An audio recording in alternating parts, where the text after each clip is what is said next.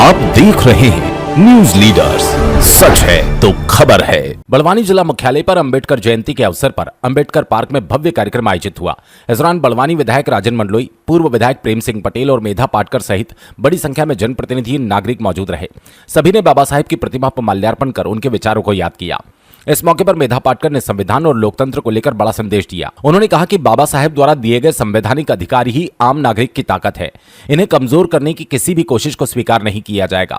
उन्होंने बढ़ती आर्थिक असमानता, बेरोजगारी, कॉर्पोरेट प्रभाव पर भी सवाल उठाए और कहा, संविधान में दिए गए अधिकार जैसे शिक्षा, स्वास्थ्य, रोजगार, अभिव्यक्ति की स्वतंत्रता हर नागरिक का हक है। अम्बेडकर पार्क आज 14 अप्रैल को बाबा साहेब अम्बेडकर की जयंती मनाते हुए हम बहुत कुछ प्रेरणा पाते हैं, क्योंकि बाबा साहब ने 2 साल 17 महीने दिन 300 लोगों के संविधान सभा के साथ, लेकिन खुद पूरे देशों के संविधान का अभ्यास करके जो भारतीय संविधान बनाया, आज भी वही आधार है। अगर हम चाहते हैं कि हर नागरिक को, जो मतदाता होता है वो नागरिक भी होता है, केवल मतदाता नहीं, उसमें से अन्नदाता होते हैं, सेवादाता होते हैं, तो उन सभी को उनके हर बुनियादी अधिकार मिले, यही संविधान का उद्देश्य है। समता, न्याय, धर्मनिरपेक्षता और 1976 में जुड़ा समाजवाद, ये सभी मूल्य है, केवल शब्द नहीं है।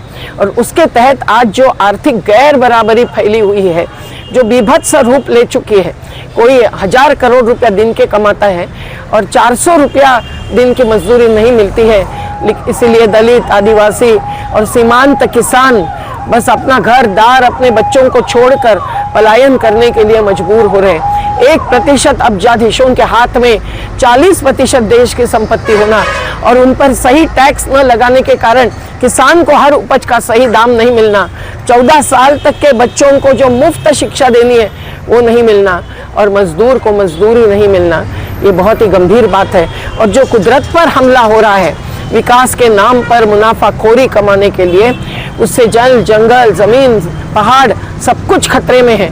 न केवल हिमालय, लेकिन अपना सतपुड़ा भी और पश्चिम घाट भी।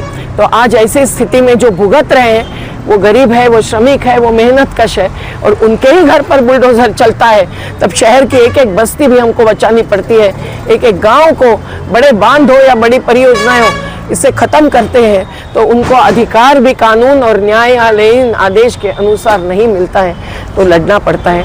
आज बाबा साहब से ये प्रेरणा लेकर कि उन्होंने किस प्रकार से आंदोलन भी किया, लेखन भी किया और जल, जंगल, जमीन को बचाया और सभी को जगाया। वो केवल दलितों के नहीं, हिंदू महिलाओं को वारसाई हक देने वाले भी तो बाबा साहेब अम्बेडकर ही थे। तो वो सभी देश के नागरिकों के लड़ने वाले पहले विधि मंत्री थे, जिन्होंने जो श्रम कानून लाए वो आज खत्म हो रहे हैं।